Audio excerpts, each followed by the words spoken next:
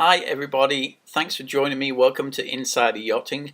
We have Addicted up for review today. Now, as always, I have the yacht pack ready to go for this boat. So just click on the right hand side here, the yacht pack button. Leave me the name of whichever boat. If it's this boat, then Addicted, of course. Your name and your email, and I'll get all the good information off to you right away. The yacht packs, as you probably know by now, are filled with the brochures that we run through. It's some more photographs, some pricing analysis, and some insider information. You have all that in a pack ready to be emailed, so leave me your details and I'll get that off to you right away. So let's get stuck into the review. The azimuth that we have for you here, Addicted, it's just over 70 feet, in fact almost 71 feet, launched in 2010. The specifications here, the draft, it says there 3'1". Ignore that, it's not. It's a deep V hull. They do draw a bit more water. The 5'4" there is a lot more accurate. I'm not sure where they have that 3-foot draft from there. Launched in 2010 by Azimuth. It's a fiberglass hull. All of the boats that I'm reviewing in this series, they're all fiberglass hulls. The classification here is Arena. That's similar to sort of MCA or the Lloyd's registration. It's just another set of rules that that you apply to be sort of classified and registered to do sort of charters and things. It's basically a different country's version of MCA. They have the MAN engines in here, the V12s. They're the common rail MAN, so they're a lot more fuel efficient. The common rail is pointing towards the fuel delivery system. Basically, rather than having from the fuel pump one fuel line going to each injector and it relying from a mechanical way of delivering the fuel, here there's one common pressured line that comes from just a regular high pressure fuel pump rather than a timing and distribution pump, and then the actual fuel that gets delivered into the cylinder is controlled electronically by the injectors rather than by the pressure from the fuel pump opening and closing the spout. So what that allows it to do is deliver precisely the amount of fuel that each compression stroke needs electronically rather than by pressure. So it's a lot more accurate, a lot more fuel efficient.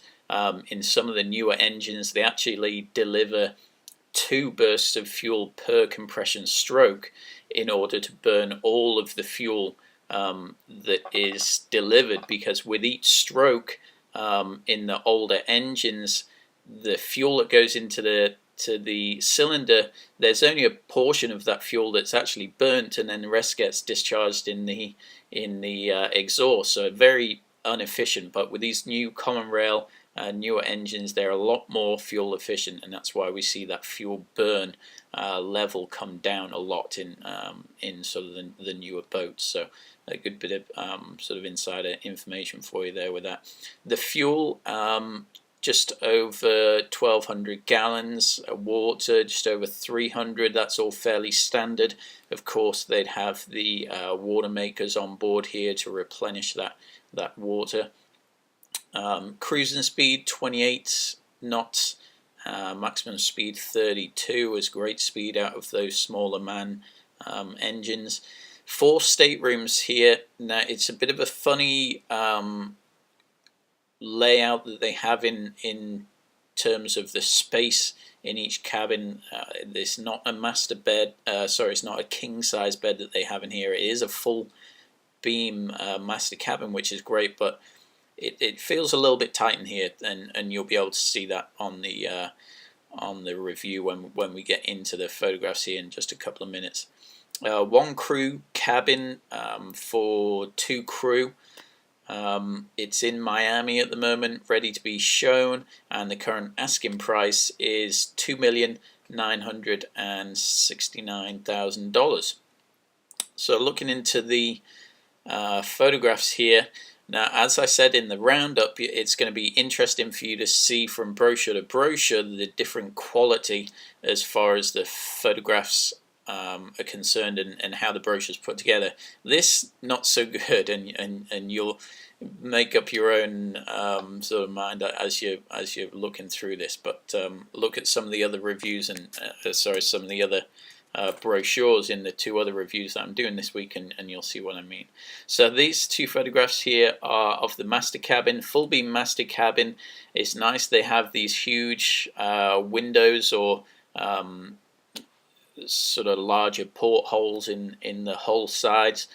The reason that this is becoming so popular and so possible now is because the quality of the glass is actually getting better, and we see that in the main deck as well. The windows are getting bigger. They're called mullions, which are the sort of pilings or the supports in between the windows. They're getting smaller.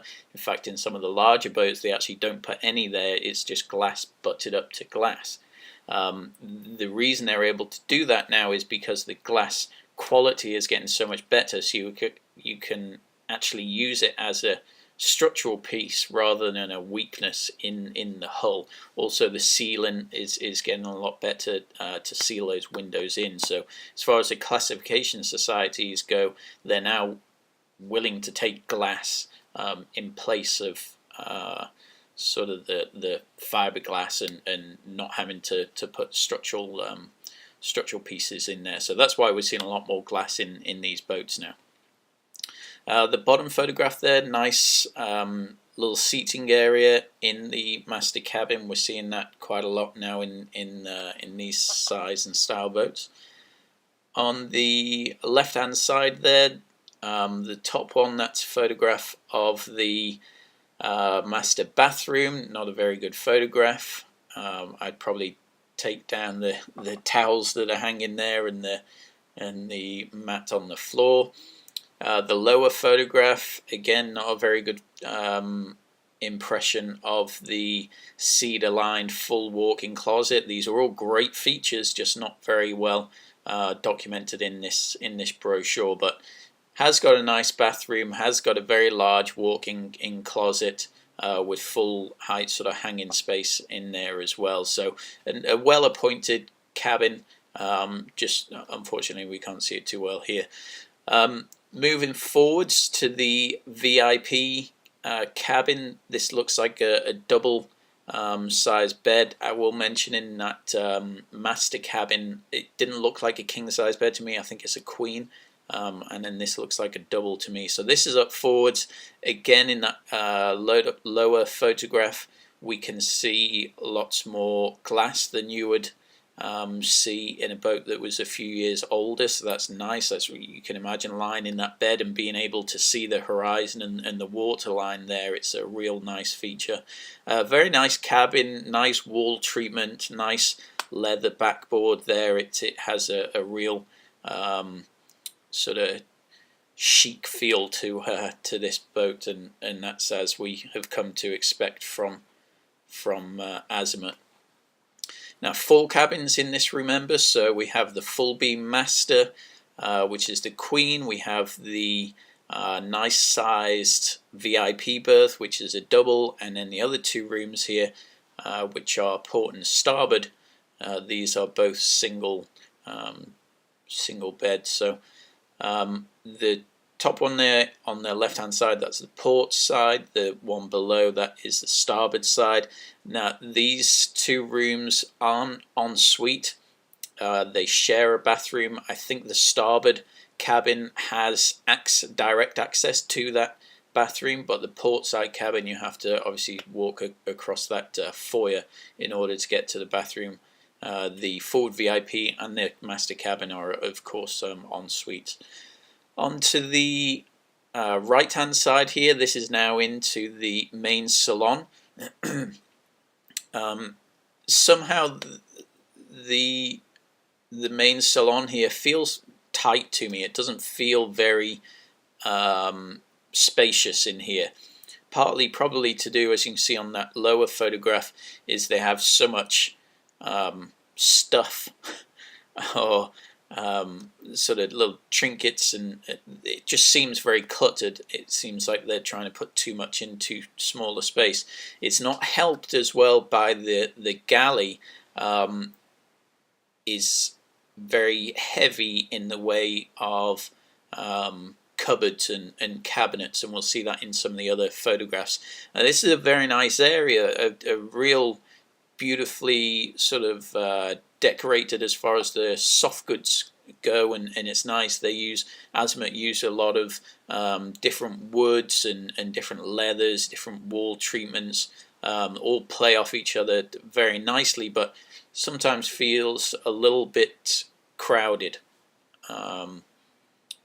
Azimuth is a European builder, they're an Italian builder, and typically the European boats are a bit more of a outdoor lifestyle sort of based boat, whereas the US ones tend to feel a little bit bigger on the interior because it's so, majority of the US market as far as the boating industry is down here in South Florida, and it's so hot all the time that you can't spend the majority of your day outside, so you do spend a lot more time inside on these boats. So that's why a lot of the American manufacturers make the inside feel a little bit bigger, Lazara being a great example of that. So a beautiful room here in the main salon. Just to me, it might be a personal thing as well. It just feels a little bit cluttered. The two photographs on the left hand side, that's more of the main salon. They do have a nice big pop-up TV that I believe comes out right where you can see that barracuda on the sideboard there on the lower photograph on the left. The photographs on the right, now we're starting to move forwards a little bit on the boat. The top photograph, that is looking through into the galley, so you can see what I mean there by it being very heavy on the sort of cupboards. It's almost like a complete dividing wall. That's also the other difference between some European and American manufacturers. European design tends to be a little bit more formal in the larger boats, so you'll have a complete separated galley, and then you'll have more of sort of a formal dining, whereas the American market cater a bit more towards things being more social, so that's where the country kitchen comes in. That's an American take on things. So you can see that starting to come by here. This is a bit on the smaller side to be able to do that, but you can see how it's kind of working towards that separate galley. So on the lower photograph on the right hand side, just in the bottom right hand corner of that photograph, you can see there's a table there. That's actually a little sort of breakfast area or small sort of dining table there. And the top one, as I said, that's looking through into the galley. So the top photograph on the left, this is the from inside the galley looking out towards the aft end of the boat, and again there you can see it's kind of a you definitely feel like you're in a separate room there. You don't feel like you're in and part of everything that's going on outside.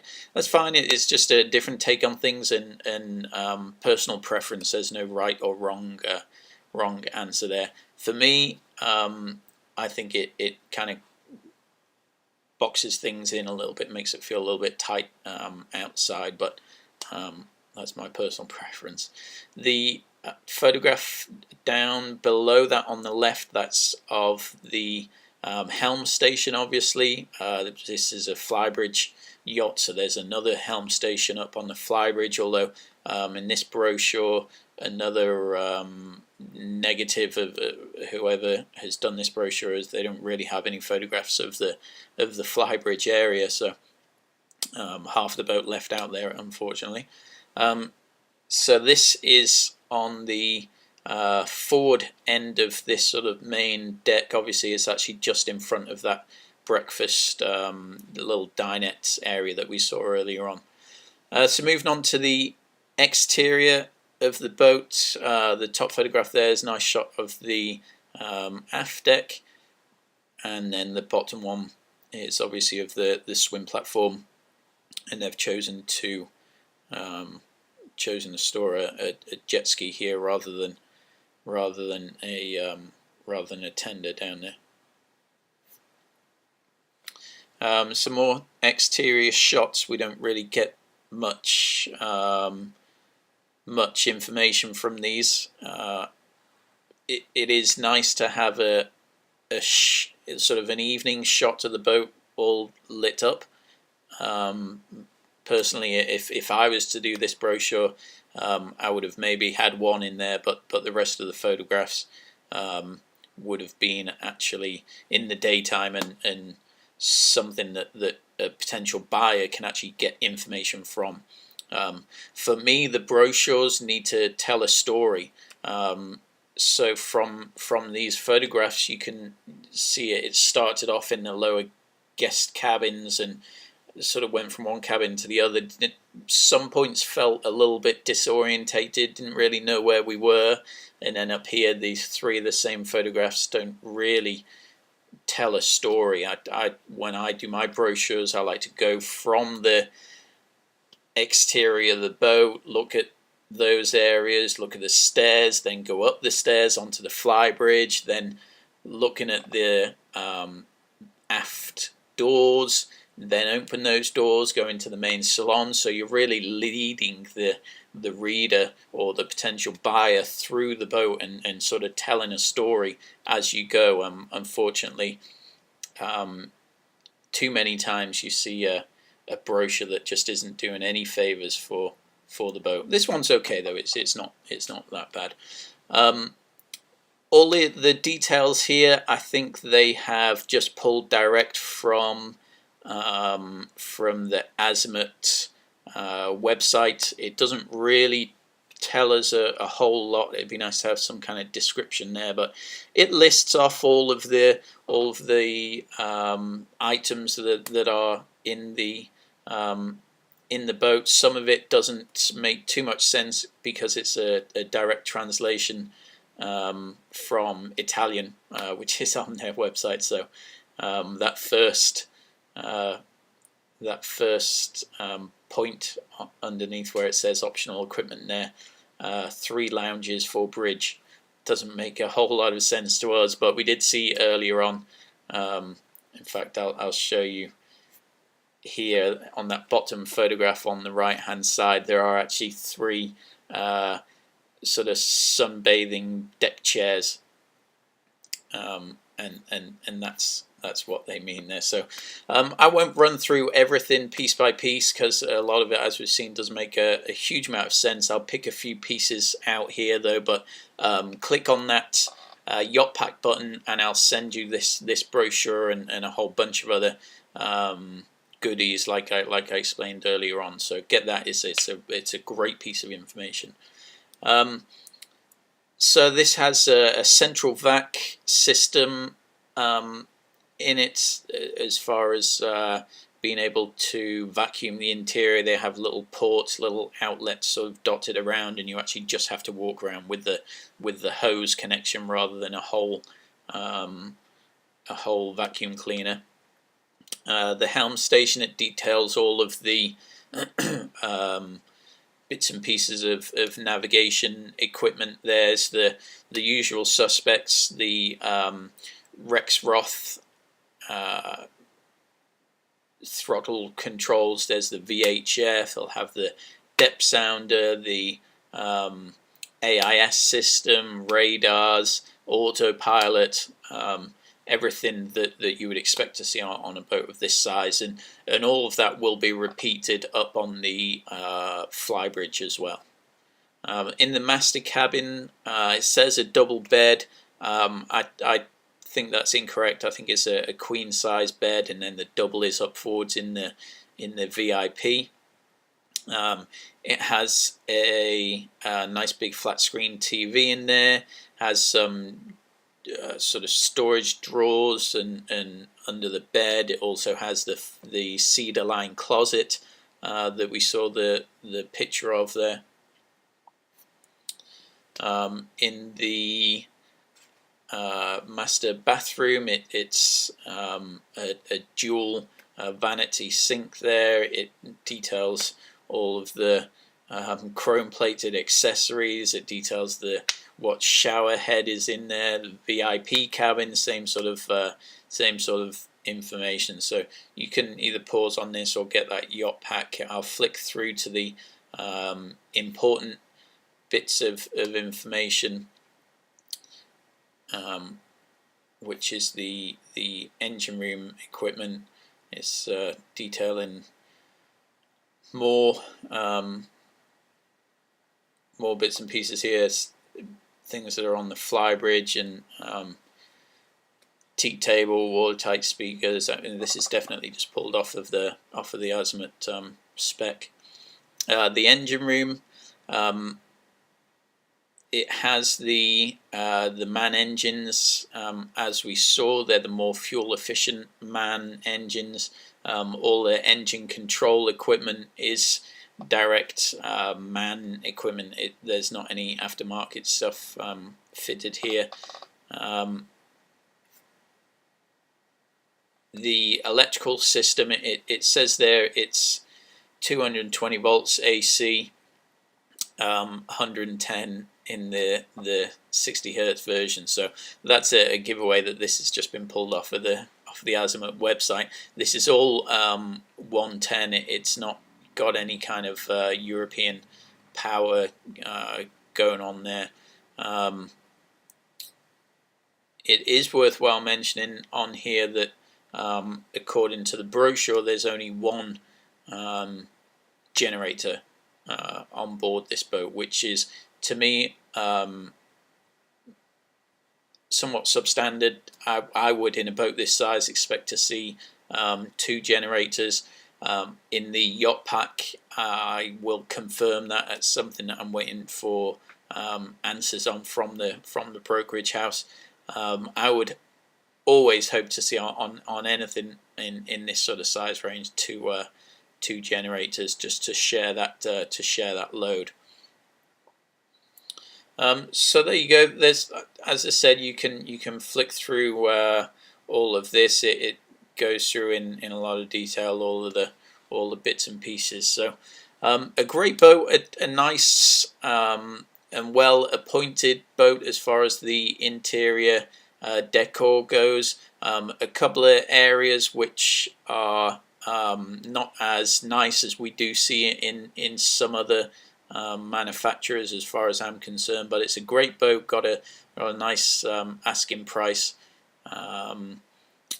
Azimuths are known for their sort of European flamboyance, if you like, and having that sort of European modern decor. But it's nice that they have the 4 staterooms and the nice full beam master and those large windows. So get that yacht pack. It has all the information there. By the time you're watching this video, I will have had the answers on those points that we had flagged up there. If you'd like to receive a quick notification of when I do these reviews and when the latest ones are up and ready to watch, then just down below click on that be the first to know button, and I'll send you a brief email notification of when they're up. Now, another great thing which I'll tell you about now briefly is our daily yacht tours. We do them throughout the week from Monday to Saturday. We get you on all the good boats so that you can start getting on board and seeing exactly what you prefer, whether you're a 4 stateroom or a 3 stateroom person, whether you like the modern interior or the traditional interior, segregated galley or country kitchen style. There's lots and lots of questions that you need to get answered, and the best way of doing that is actually getting on board and walking around. So on the right hand side here, the weekly yacht tours, click on there. We have them going every day. Just let me know which day would work out best for you, and we'll schedule that right away. So thanks for joining, and I'll see you next time.